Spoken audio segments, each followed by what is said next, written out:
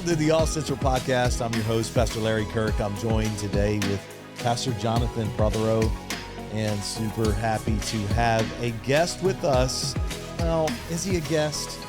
I'm not sure if he's a guest. He's family. Yeah, it's good to be with you guys. Right now. Come Pastor on. Shane Willard. Good to have you, man. Come on, man. It's always good to be here with my off-central friends. Yeah. Come on. That's awesome, man. Thanks so much for joining us, bro. And I get asked about this thing all over the world. do you really? Yeah. Like people go, I saw you. I saw you with that British guy, and and the Baltimore guy, and I'm like, yeah. So it's John and Larry. Yeah, it's John and Larry. Yeah, we have names. Yeah. I saw you do this thing with and like seriously one time in the most unlikeliest place. It was like in inner city Oakland. Oakland, California. Yeah. And so I was there with a friend of mine having some lunch, and just this random person, like, you do that thing with the British guy in the I love those guys. I love those I'm guys. going, awesome. Great. I couldn't just didn't even know where the connection came in. Right. Yeah, I mean, it was pretty cool. Oh, that's awesome, man. You've really helped us and helped our channel too. I mean, let's be fair, what you do around the world and locally and to all size dimensions of churches, from 50 people. I mean, Shane gives, if you've never heard of Shane Willard, he gives it his all. If there's 25 people in the room, if there's 25,000 in a room, like it's the same intensity and same heart. And that's what we love about you. That's what I loved about you from the beginning. We've known each other for a couple decades now. Yeah. We're on our fourth dog, I think. Yeah. Are we? Is it probably like about our fourth dog? You're on a three or four dog friendship. That's pretty good. That's pretty good, man. Fourth dog or second cat. Somewhere around there. Yeah. So, but no, seriously though, man, you've really brought a lot to our church here at Central, and really helped reshape some of those things. And if you're listening, maybe for the first time, or you're out there and you're a pastor listening to this for the first time, listen, get his material. It is incredible. It really has helped us shape the ethos of our own church and environment in such a way. Not only does it catapult you in growth when it comes to adding to the church, but adding to the church in a healthy way. Sure. And it's just reshaped a lot of those things and how we see the Word of God. And we're so, and I know Pastor John is as well, because of your all's relationship prior to this in the UK and stuff. But I know I can speak for him too. Like, we're eternally grateful for the ministry that God's placed in your life, and thank you, man. Part of this. Thank you. Likewise for the friendship. Yeah. And I don't think about it a lot. That would make me sappy, but which I'm not exactly sappy, but I have, when I'm coming here, I think about, I think the theological word would be prevenient grace or provision, about how many random things had to come together just for you to have ever heard of me and me to have ever heard of you. And then likewise, there was 4 or 5 things that had unrelated that had to come together for your dad to invite me to what was then Jubilee in Surrey. And we talked about it the other day about remember your dad was like, how did y'all meet? And it was the most unlikeliest of events that led you. And you were, if you think about what makes, it's easy to, the older you get, it's easier to be a happy hermit, right? So, especially being an introvert, like if you're over 40, you know what I'm talking about. You don't even do things outside after 7, right? Right? If you project the end of something to be after 8:30, you're not going, right? It's just like, no, like if you're 26 and there's a Sunday night service, you're thinking, what are we doing afterwards? 40-year-olds aren't thinking that, right? And so you, it's so true. But to have friends, you got to show yourself friendly, and so it requires relationship requires a bit of intentionality and curiosity, right? And so, and I didn't know you, but you got in a car and drove to Philadelphia, which isn't far. It's not there. Yeah. Right. And saw me preach to probably 18 men. Uh-huh. And then we went to lunch together, and but it took some stuff, and I'm so thankful for it, man. It's good. Well, it took a guy who brought our two worlds together, really. Yeah. And a guy that's way unlikely for us to, had been the common point. The common point, which was just the craziest thing. Yeah. And then, which also, by the way, led Pastor John to Central to connect here. Like, it all connected in that crazy way. Mm-hmm. And you just feel like it's a big God moment too, especially the heart of that moment in my life too, when I was searching for some things and just all the way down to the philosophy of ministry and how we did church and things like that. And it was just, I was unsettled in it all. And then this individual said, well, you got to meet a friend of mine by the name of Shane. And I'm like, okay, who's Shane? Yeah. Right. And then from there it's history, but yeah. Yeah. It's awesome, man. And you can't, one thing you can't really make in life is old friends, like and it's so, there's some wisdom in the scriptures, that you really only understand after you're 50 or something, like a good name is to be desired better than gold, right? And you read that at 23 and you're like, that's what broke people say. Right? Like, I don't know.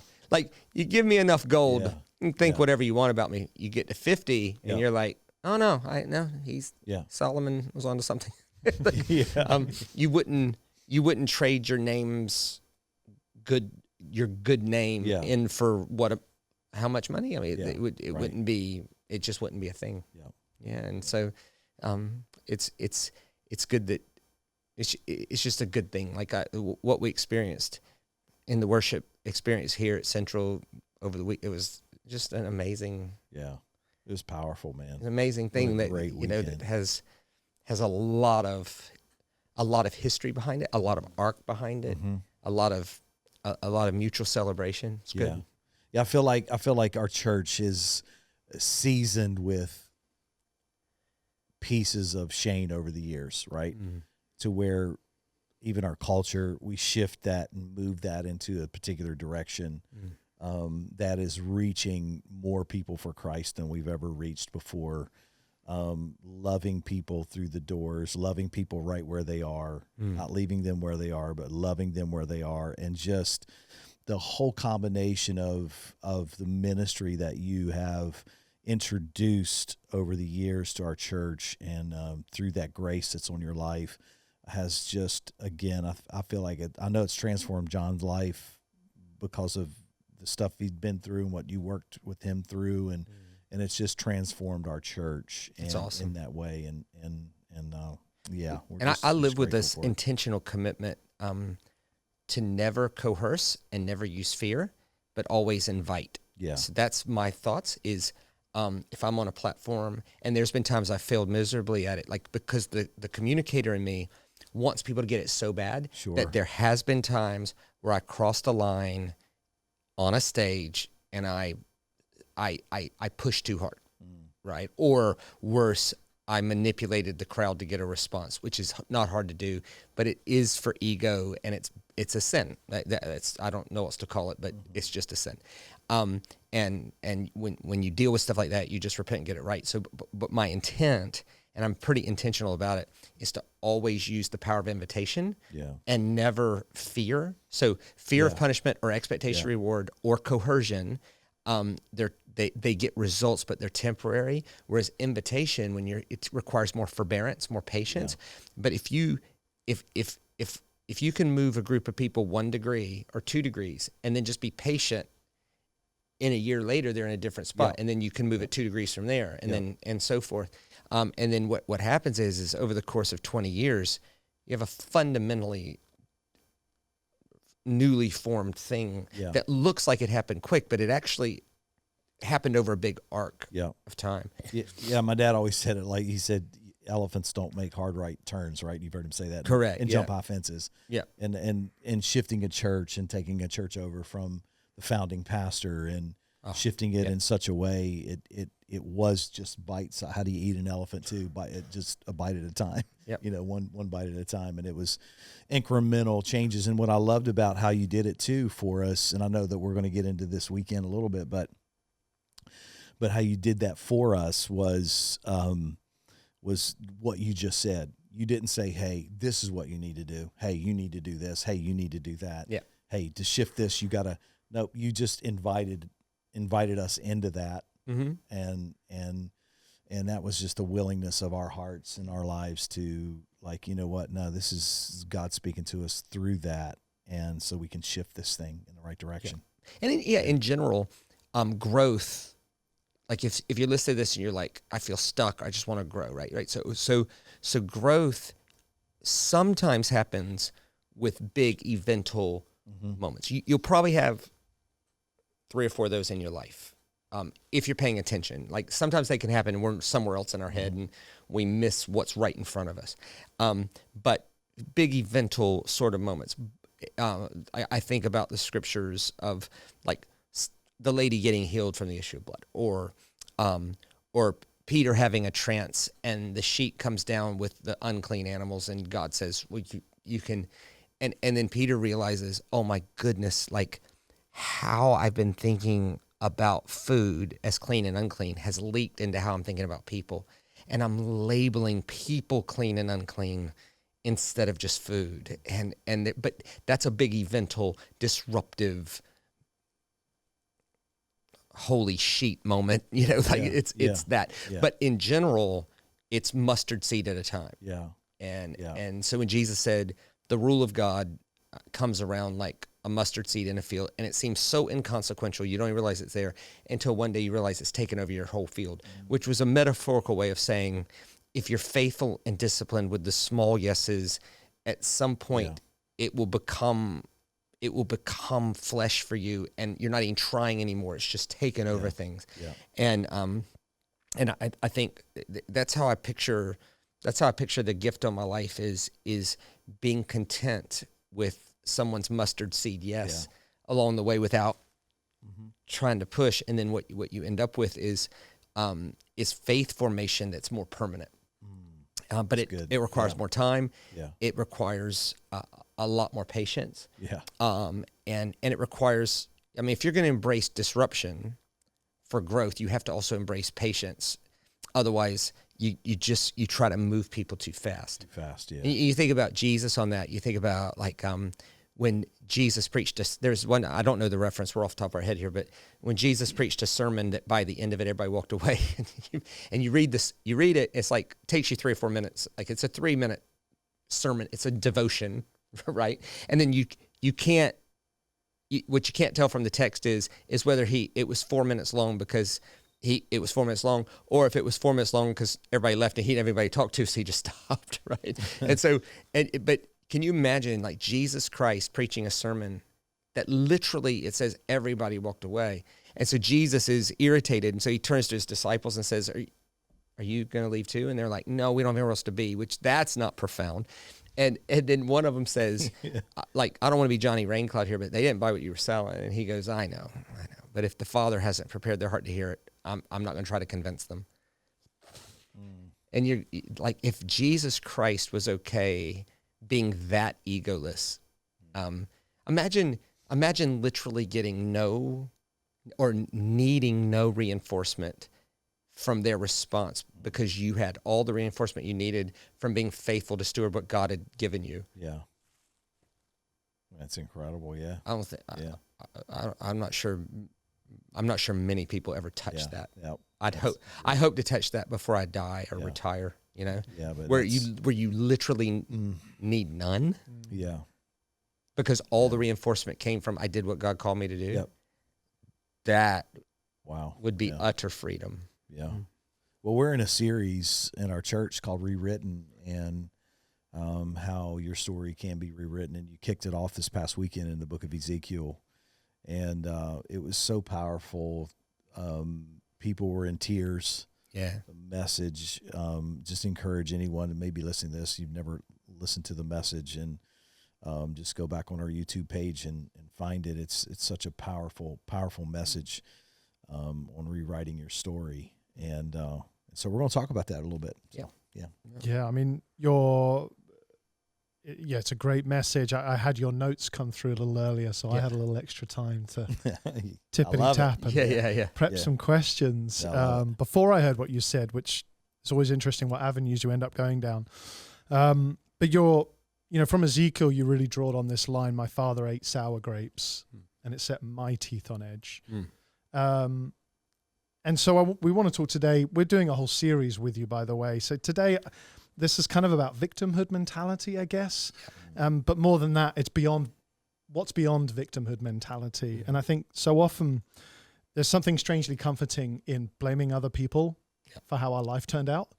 That it's somebody else's faults. I have a quote here written by the great author, James Baldwin. He says, "People are trapped in the history, and history is trapped in them." And so I guess right off the bat, why is it some people are trapped in destructive cycles while other siblings are able to break them? Sure. You have people who have the same history, the same background, same circumstance, and some are just doomed to repeat the same thing over and over again, and other people manage to break free of that. Yeah, like the evidently, so specifically to Ezekiel, he says, stop quoting this proverb, right? But it's not in the book of Proverbs. So obviously, because of their situation, they had come up with a saying or a song that had comforted them in their, like, imagine having land, losing it, and being enslaved, and you're sitting there, and you have two choices. We can own the plank in our own eye on this, or we can blame Solomon, right? We can blame the guy that forced slaves to build the temple to honor the God who was the slave liberator, and failing to see the irony in that. And I think if you zoom out and think about Jill and Jim, who grew up in the same household, and it was toxic. And one of the points I'm making in the message is just because blaming is legit, okay. If half of what you're saying about your mother's true, you are explainable. Like what I'm seeing right now. Why you've turned out the way you've turned out. Why you've turned out the way you turned out is not hard to see. It's not hard to see. If only half of what you're saying about your mother's true. If 10% of what I know about your dad's true, this is easy to see. So even to use an extreme, horrendous sort of case, let's say someone was abused by addicts in a toxic, volatile household, right? Which is not an uncommon story. But it's hyperbolic in the sense that it's a very, very bad thing for an 8-year-old to have to deal with, right? And so they come up with no sense of identity, no sense of security. They don't know what's coming today. They're just hoping dad goes to bed not mad tonight. And there's this internal angst. And now they're 28 years old and they're insecure and they're conflict avoidant until they're not, and then they explode to take control of it. They're purposely inconsistent to keep control of the environment. So no one knows what's happening. No one knows which Jill or Jim they're going to get. And then at some point, one of them makes a decision to rewrite their story and the other one doesn't. And the question is what separates that, right? What motivated, in this case, let's say Jill rewrites her story and 20 years from now, people just assume she had a great upbringing. And Jim is still in the throes of addiction and volatility. So what did that? Well, the point of the message is one of the points of the message is that step one was the decision, even though I could blame and it will make me feel better to blame, and I could make a 30-minute case as to why it's legit that I'm blaming, I realize that even though it's legitimate, it is, though, to the level I blame is the level I disempower myself from life change. And so even though I have a right to blame, I'm going to choose to do something on a higher plane, which is I'm going to take responsibility for my life going forward. I can't change that, but I can change that, and I'm going to do that. And so there's more answers to it, but the point of the message Sunday was to the level we blame, we disempower ourselves, and to the level we take responsibility, that whether it's for our own desires, for our, like a lot of times stuff changes when you have children. And then you realize, if I don't change this, I'm going to leave it to them to have to change it. And you see this one common thing that I've seen is, and I was talking to our mutual friend Mike Connell about this, is when you see a bitter root show up in some family line. And I'm using that, if you're watching like bitter, like I'm using it as a metaphor for, if you take a family tree, if one of the roots of the tree is rotten or bitter, it impacts the whole tree. So right. So it's a metaphor for that. And you see somebody who grew up with critical, cantankerous, unforgiving, and that kind of thing gets into people, gets into the family line. And so years and years and years later, you're wondering, why do I have this pervasive lack of internal contentment? Why do I notice the one thing that's wrong when there's 99 things that's right? Right? What's going on here? And it's this bitterness that's pervasive in the family system, and it says a bitter root defiles or makes everything rotten. Yeah. And so what sets apart someone that overcomes that from someone who doesn't? And I think that the problem is overcomplicating it. Like, you need to do these 15 things, right? When in actuality, and maybe there's a subset of that, and there's some specifics, but really, it's resolve. Like people who deal with bitter roots, their strength is mental resolve. Like, you got to have mental resolve to decide to be upset all the time. You know what I mean? Yeah. Like, there's a strength there. And so it's resolve. I will, like, what's the scripture? Resist the devil, and right? We fight. I'm not fighting. This will not be a part. I will not do this. I'm going to take responsibility for my behavior, and the things in my life that I've chosen not to tolerate, I don't tolerate. So I'm going to make this a thing I don't tolerate. When that internal discontentment comes up, I'm not doing this.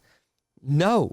When this thing comes up, no. And so the difference between Jill and John, or whatever, Jill and Jim, whatever the metaphorical fictional characters we're talking about here, one chooses to go into despair, which is the idea that my story is on repeat, right? And the other goes into surprise, hope, wonder, awe, astonishment, amazement. The first step is to go, I'm going to take responsibility and not blame. And as soon as we do that, it opens up not one new possibilities, it opens up infinite possibilities. Because specifically what was happening in Ezekiel, people who aren't familiar with the arc of the Bible, they don't understand how just revolutionary Ezekiel was. I mean, Ezekiel was probably killed for heresy, because he was actually, Micah too. Jesus talks about it, you who killed the prophets, right? It's because there was a scripture back here that says you had to kill goats to be forgiven. And then Micah comes along and goes, oh no, like, what kind of God is grumpy and then gets less grumpy because you killed a goat? Let's just do justly, love mercy, walk humbly with God. Of course, we recognize him today as a prophet, but back then he was a heretic and they killed him. Right. With Jeremiah 5, I think it's Jeremiah 5. He says, thus says the Lord, I never told you to kill animals to be forgiven. I let you do it because you thought you needed to. That's forbearance. And it takes us till Hebrews till we get there again. Yeah, it's like, yes, yeah, exactly. And so Ezekiel was actually coming against something that he thought was bringing despair on the Israelites. And that was two thoughts. One, that God was for certain people and not for others. They thought that back then. We don't think that now. They don't think that now, but they did back then. And the second thought was it's possible for God to be punishing a great-grandchild for the sins of the great-grandfather, right? So they thought, that guy's blind because this great-grandfather did something or whatever. And they got that, to be fair, out of Exodus 20. And it created a way of thinking that led to despair, which is you are powerless to change your life because you're just reaping the seed of your great-grandfather. So Ezekiel comes along and goes, thus says the Lord your God, I don't want to ever hear this out of your mouth again.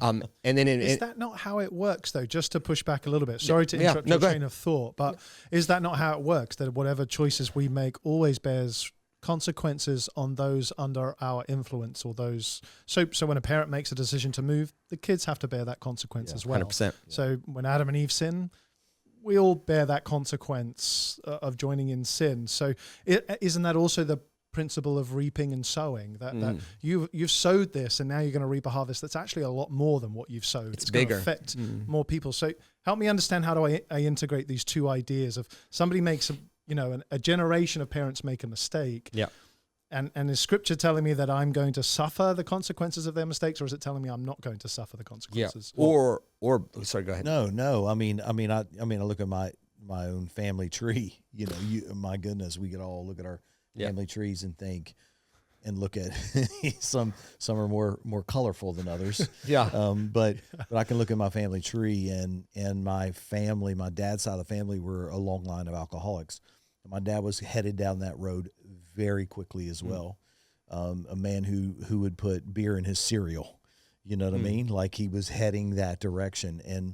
And when he gave his life to Christ, it changed that trajectory of his own life, which obviously changed the trajectory for my life, right? Totally. But even though there was sin there, even though there was things in his life, and even though and there's the opportunity for me to step into that as well as a young man, but knowing the story that he rewrote his own story through Christ, right? That helped me rewrite and right the ship in my own life. Okay, and your starting point was a different starting point. That's what was my whole point. Yeah, my starting point was different. I can just hear people pushing back, because it works both ways, right? It does. If you're always going to leave an inheritance, some good, some bad. Yeah.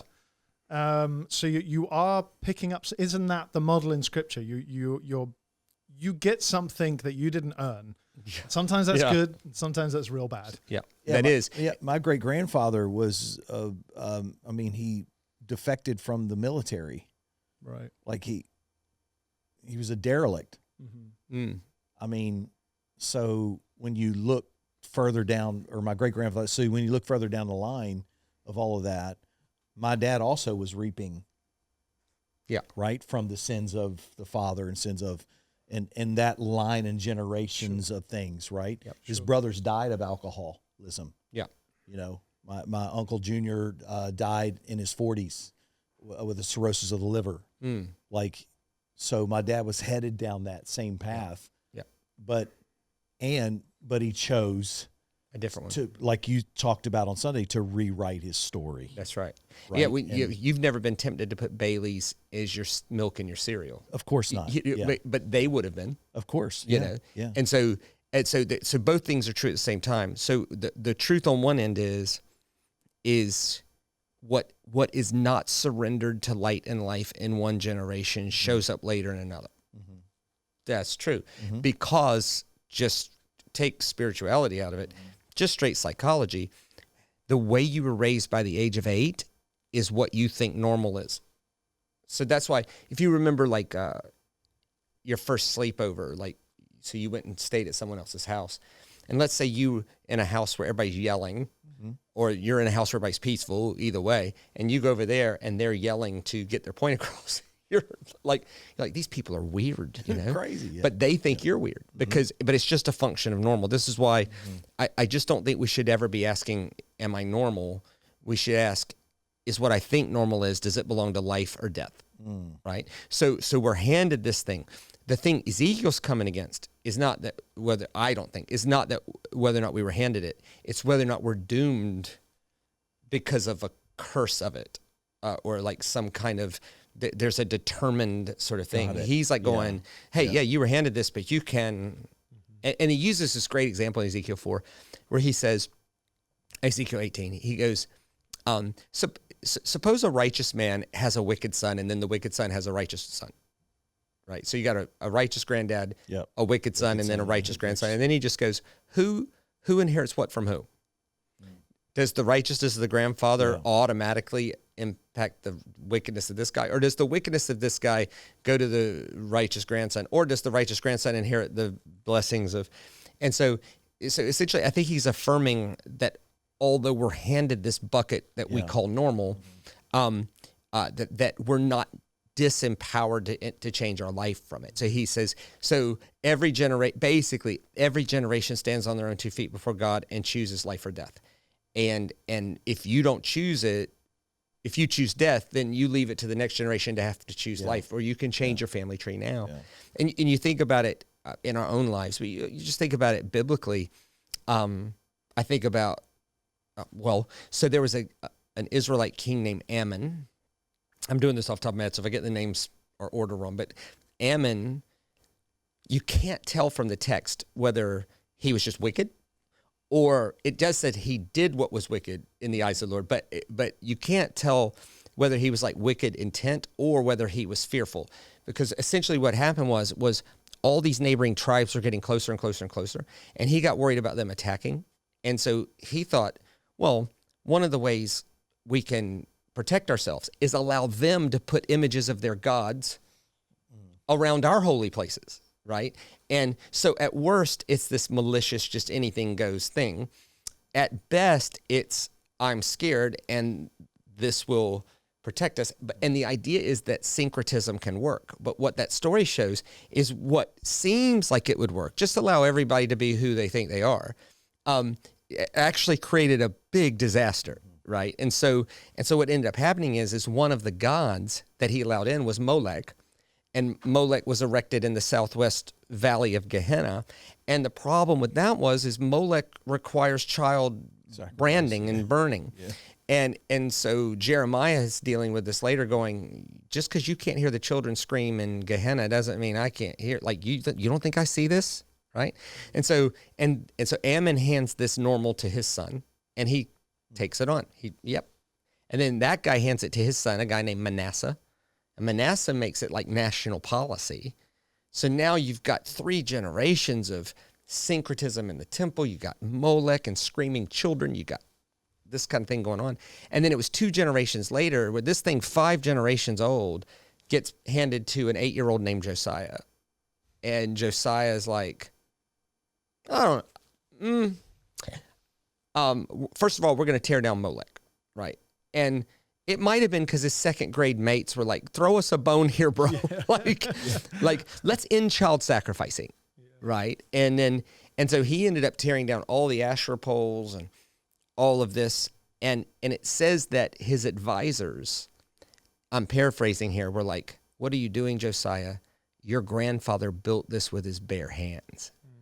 And Josiah's like, yeah, I know, but respect for and honor for the normal I was given is not leading to life. And so he gets Leviticus back out, right? Evidently, it hadn't been read in decades, and they went back. They went back to life and light, and that is so telling about how that culture thinks about like honor your father and mother.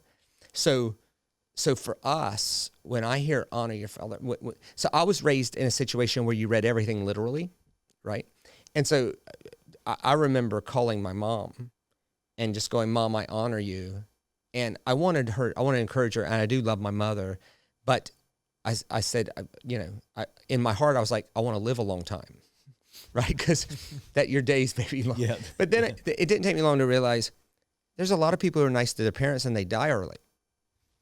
Like what's going on here? And so it wasn't until I met somebody that had rabbinical sort of training, and they explained to me that honor, first of all, that your days may be long in the land was not about literal long life. It was a metaphor for living in God's best for you. And you have a long time in God's best. And that honor has nothing to do with what you say to someone. It has everything to do with how you act away from them. And so I honor Larry. He is one of my best friends on the earth. And that should be encouraging. But what's more honoring to Larry is that when I'm in New Zealand, first of all, I'm living in a way that honors our friendship. There's a value system that there's an integrity around the things that we value. That, or if your child said, Dad, I honor you, well, that's good. But for, in your case, Garrett or Bryson, to say, I honor you, that's awesome. But what's more honoring is thinking, okay, Garrett and Bryson are living in such a way that honors our values out there. And the application for that, for the weekend and for anybody listening would be like, if you've been abused, or like if the people with power, instead of using their power to protect you, use their power to harm you. And you've always felt disheartened, like, I can't honor people that dishonorable. Well, first of all, you don't honor people because they're honorable. You honor people because you are. That's first. But second, what if that's not what honor is? What if honor isn't ignoring it and just being nice anyway? What if honor is calling it what it is? That was death. That volatility was death. That bitterness was death. That abuse was death. That belongs to death, not life. And I choose life. And so, and then you imagine someone that was abused hearing something like this and going, I will not abuse. I was handed that as normal, but I will not abuse. Well, if that's all it is, that's a great story. Amen. But what if it's bigger than that? What if 10 years from now, that person's life is it's not just not abusing, it's engaging in life. What if that life is so good that people over here assume that they were raised with a brilliant, life-giving light, not dark normal? Well, now you've retold the story of your whole family trait. And so in one sense, there's an individual retelling. Like, so You've redeemed it. You've redeemed the thing. So you've never been tempted to put Bailey's in cornflakes, right? Even though that was a thing. And that thought would never cross your children's mind. Or what if you, this isn't true in your case, but what if someone's the first person in their entire 26 cousin extended family to buy a home? Well, you've just opened all kinds of possibilities, because now your children won't think of just, it's not even a thought that, is that possible? It's like, oh, that's normal. It's an assumption. Yeah. It's an expectation that Correct. this will happen for me as well. Correct. So all these things, so both things can be true. And I don't think we should devalue this one, which is everyone is handing something your child thinks is normal to them. Right. Does that belong to life and death? Yeah.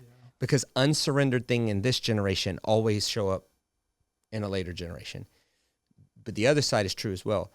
What Ezekiel's taking on is the despair. If this was handed to me, I can't. The fatalism. Yes. And he's given this incredible hope. And he says this brilliant thing at the end. He says, choose to live, rid yourself of death, choose to live in life, and get a new heart and a new spirit. Mm-hmm. And so this really takes on the whole idea of, if I was handed something that was dark as my normal, I need to get healed, and then I can behave. Ezekiel's like, oh, don't do that. Some abuses you can't be healed from. Healed from that? No. And the beauty of Ezekiel's take is that God is not interested in healing your heart. He's interested in giving you a brand new one. And you don't have to wait for that. You can just by faith start living in life. And this is why that's so hard. If you were raised in death and darkness, life and light looks abnormal. It's weird. So it takes an act of faith to go, I'm doing that. And then Ezekiel's take is the reinforcement from living that way actually creates a new heart in someone. It just gives you a new, like you couldn't imagine living another way. Like you go,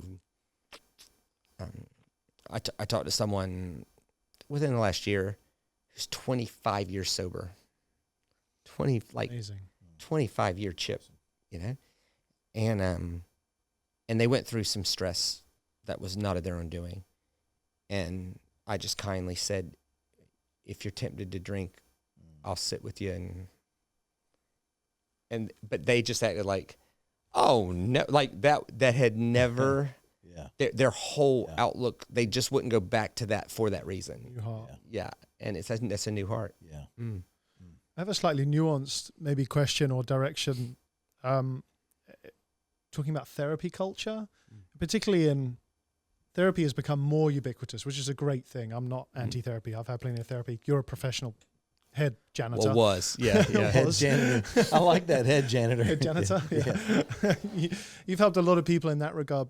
Do you think there is a danger that people, like I recently read from John Mark Comer, we used to say a proverb, a cultural proverb, which is knowing is 50% of the battle. And he disagrees. He said, I think it's 10%.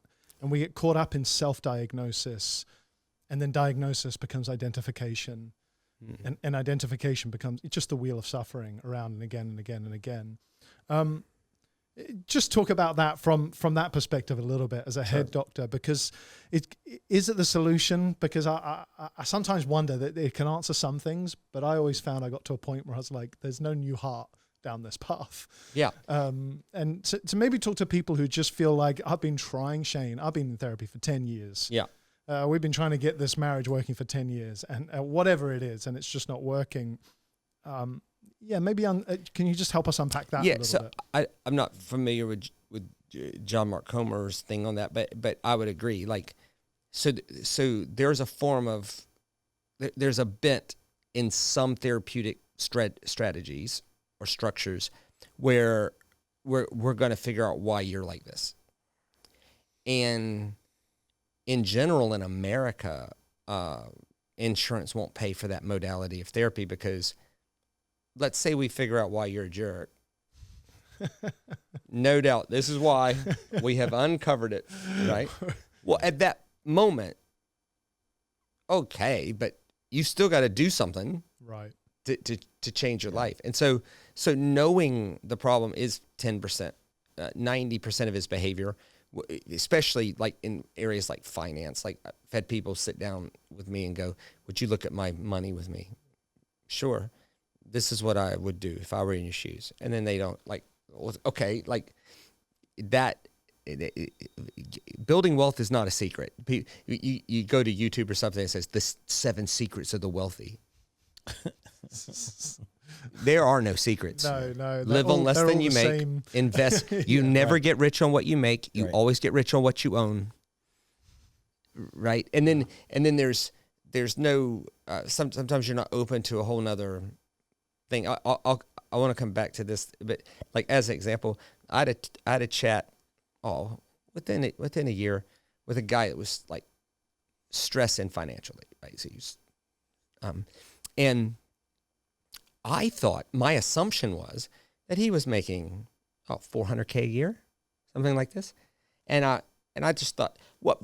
But I wanted to give him the benefit of the doubt. What if they had a health thing and the bills were piling up and I didn't know. So he asked me, I sat down with him, prayed for him, and I said, "Man, what's the source of the stress, you know?" And because there wasn't a health problem, he goes, "Oh, it's my children's education." And they're 8 and 6, right? And I'm going, "How's the stress?" He goes, "It's costing like $70,000 a year," right? And I was like, "I'll hear you out here, but why would you spend $70,000 a year on a 3rd grade education?" You know, and he said what I thought he'd say. He said, "Oh, I want to give them a better head start than I had. Yeah, I want to hand them something better." Right, admirable. So, but I just said, "Is that the best way to do that?" Like, if your answer is, "Why are you spending $70,000 for education?" If your answer is, "I want to buy my children elitist friends," well, okay, but I want to give them a better head start. What if you disciplined yourself to take the $70,000 a year you were spending on education and you started a real estate portfolio, and at 18 years old, you're handing them $1.6 million of real estate? Would that not be a better head start?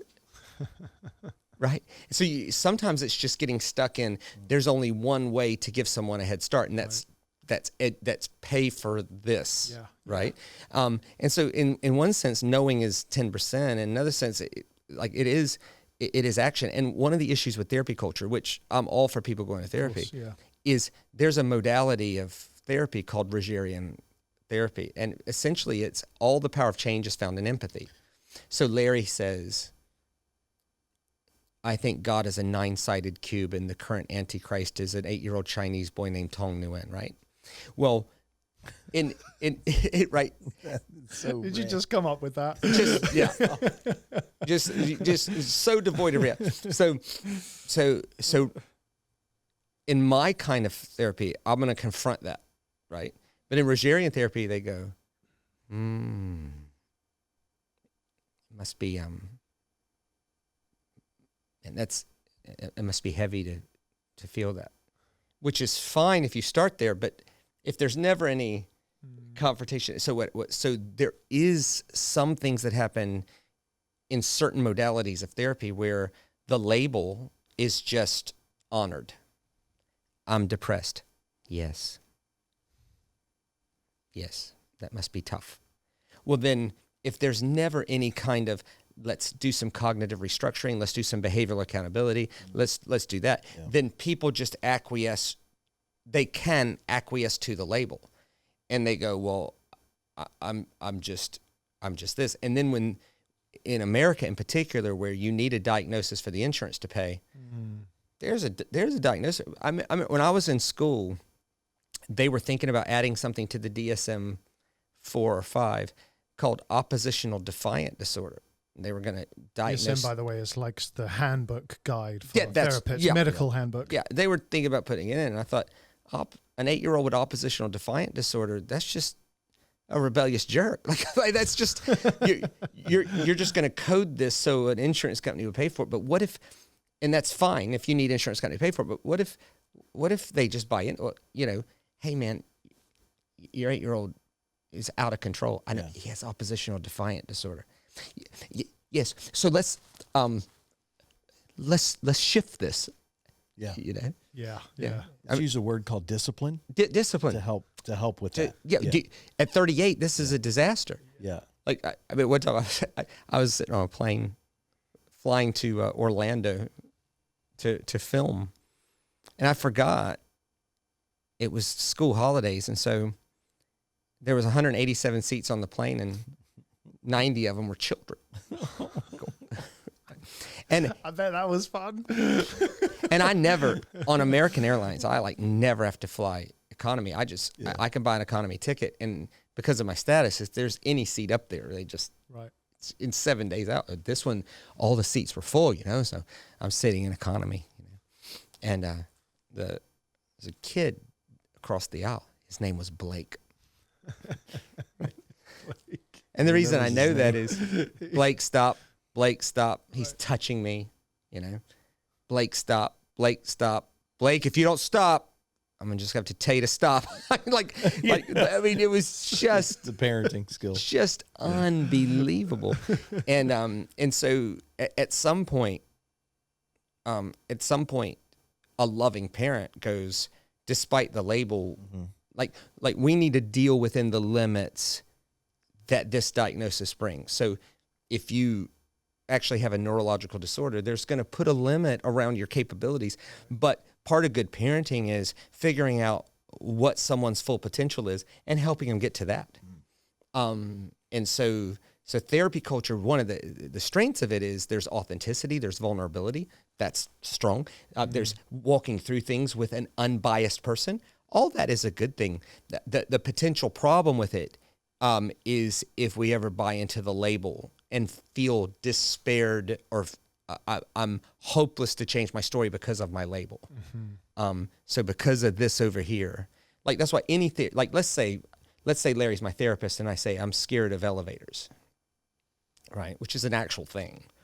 I'm scared of elevators. Well, if Larry is a therapist worth his salt at all, at some point I'm getting in an elevator, right?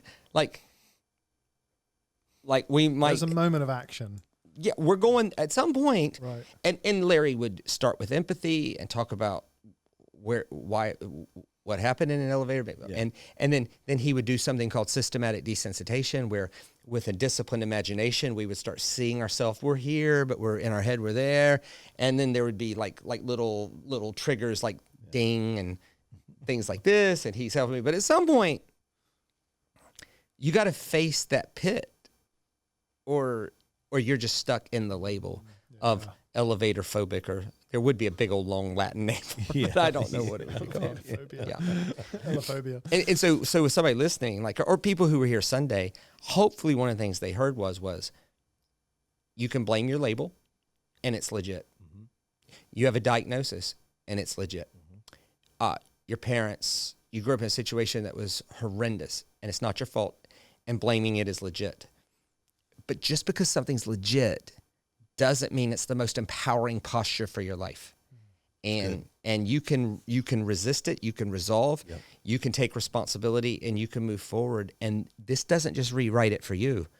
It rewrites it. You're now handing, so Garrett's starting point is different than Larry's in a positive direction, because this thing was this thing.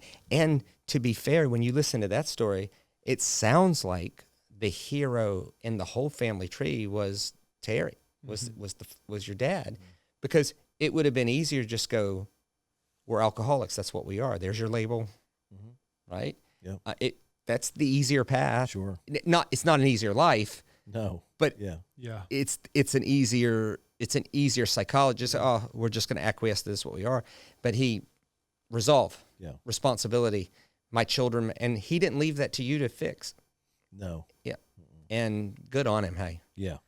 You know. Now, when you were telling the story, beer and cereal, come on now, there's Bailey's. I don't know if there's Bailey's back then. I'm not sure. I mean, we're talking about Virginia, 1971. Talking about Nitro, West Virginia, man. You're talking about Hernshaw, West Virginia, man. Hernshaw, not even Nitro. Bailey's. We got Budweiser. What you talking about? Hernshaw, West Virginia. You know, they're making moonshine out of it. My uncle's making moonshine. Old tanker out there. And doing 7 years in the federal penitentiary. You know, for moonshine and racketeering with the local sheriff. So it's that family tree. I did see this one time, and I will not mention any names, and it's no one around here, but so overseas, there's a fascination with moonshine because you see the show like, hey, listen, now we got our still set up, Dad. So it's this there's this mythology. It's a whole mythology around. Oh, you've heard of moonshine? You've seen it, right? And so I took some folks from overseas into like the Pigeon Forge area. Yeah. Right. Yeah. And they have the jars of moonshine. Yeah, just on the shelves. And you know, sometimes they put like cherries and blackberries, apple pie moonshine. And so these people weren't even like drinkers, but to say I bought moonshine was like, this thing, they want to take photos of it. They know it's great. Funny. Well, the next morning, they didn't understand how strong this was, but the wife had poured a bowl of cereal and was like, I need some fruit on my cereal. Oh, cherries with the cherries. So she's dipping. She's pulling the cherries out of the moonshine. Oh my! Like, she ate about 2 or 3 of those cherries on the cereal, and was like, feeling awfully relaxed, I'm heavy and not well. Like I shouldn't do this. Yeah. Oh gosh, that's great. Oh my gosh, that's great. Like that's funny. So I come out and she's like the cherries would be 130 proof. But it was just this folklore around. Yeah. So, but anyway, we got off the topic there with which is probably fine. A little bit of comedy relief there, but you know, the starting points, because the excuses people make are that I think hurt them, even if it's legit. Is my label. Mm-hmm. This is just how we are. You know, Willards are like this, or Kirks are like this, or you don't understand how many issues my parents had. And it's like, well, if your parents were a man and woman trying to live together, there's going to be issues just because it's complicated. You know, or my dad had issues, and then that's all subjective to severity. Like my dad had issues, but I heard a story this weekend after service, and it ain't wasn't that. Yeah. Not even in the same stratosphere. If I told the worst story about my dad, it's probably still, I could make it funny, probably. Yeah. Not that. Not that. And so everybody's dad has issues. Everybody's mom has issues. Everybody's parents had issues. Nobody grew up in perfect homes. All of us were handed a normal. Right. That responsibility says, I need to ask, is what I was handed belong to light and life or death and darkness? Yeah, my normal was way better than my cousin's normal. Oh, that was handed to them. Right? Yeah, my cousins with the brothers and the other. Well, the guy that died of cirrhosis at 50, would have handed a normal to his children. So that different normal. But with that said, too, like the reverse of that is true too. Like you can be what someone would say an unbelievable father or mother, and a righteous one, church going, all of that, and your kids still were handed. Take a baseball metaphor, whatever, you put them on second base. Yeah. They didn't even have to bat, but you put them on second base. Yeah. But they still choose death, darkness, and decrease for their life. And you're thinking, man, you were handed such a good, a silver spoon, so to speak. There it is. You're going to choose a direction. You're going to run towards life, or you're going to run towards death. Right. And you're going to pass that baton on in no matter what way you've run the direction. Yes, sir. That's good, right. John, And I think just a lot of people as well just need to grieve in a healthy way sometimes the loss of whatever it is they felt like they should have been handed, and grieving without losing agency. Yeah, that's good, man. So when you kind of blame yourself, you blame your world, you blame your environment, you disempower yourself, you lose all this self-agency. But you can just grieve in a healthy way and go, yeah, that child maybe didn't get the love, attention, whatever it deserved, and I can grieve that.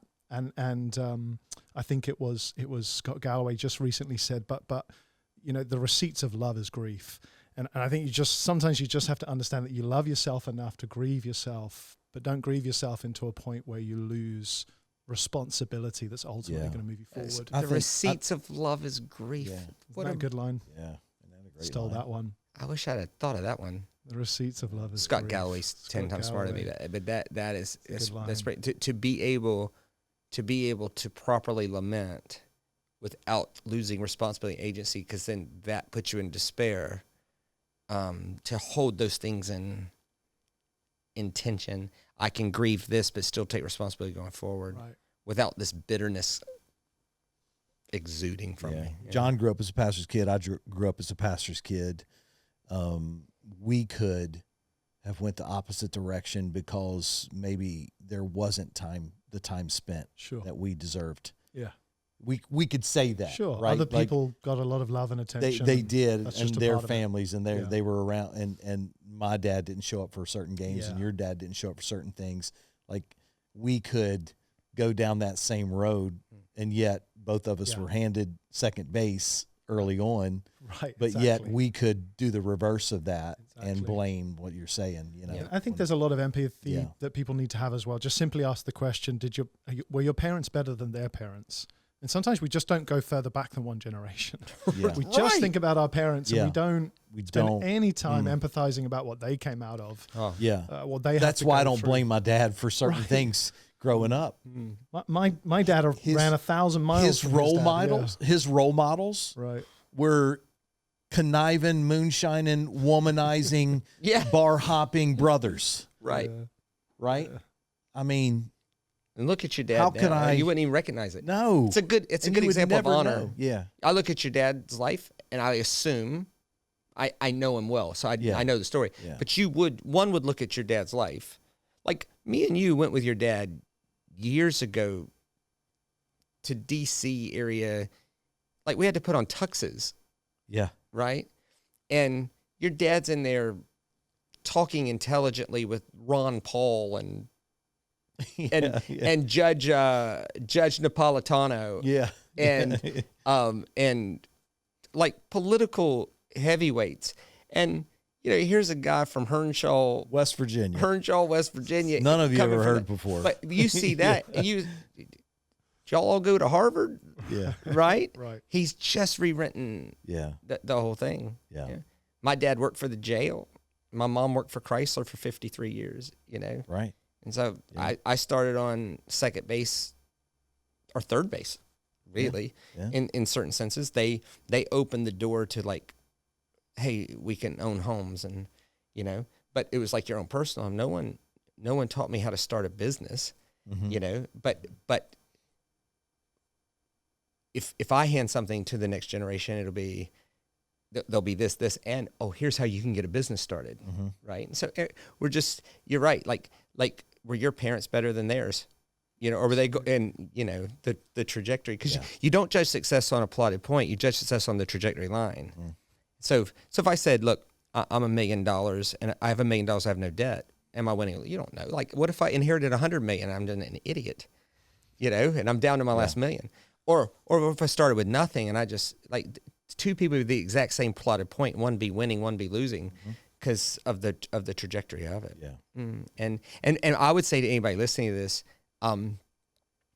you are not doomed to repeat your story. Amen. If you're ready to have some resolve and take responsibility and move forward, the